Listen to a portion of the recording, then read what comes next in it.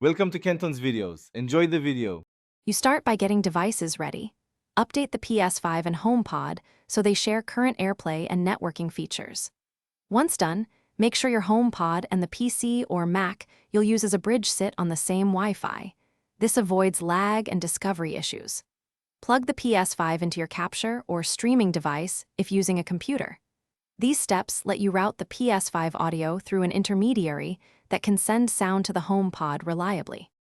Next, you create the audio bridge. Connect the Ps5 audio via HDMI or optical to a capture card or extractor attached to your Mac or PC. Then, run AirPlay Sender software or use the Home app on an Apple TV to target the HomePod as output.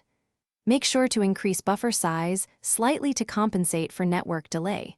This reduces dropouts at the cost of minor latency. You do this because HomePod does not natively Finally, you verify the setup by launching a game and listening for sync and clarity. If you notice lip sync drift, increase the bridge buffer or use wired headphones for competitive play. This trades convenience for precision. Make sure chat audio goes to the Ps5 party settings if needed, because some routing only carries game sound. If things fail, restart the Ps5, the bridge computer, and the HomePod. Also try moving to the 5 GHz Wi-Fi band to reduce interference, and repair the HomeKit audio target.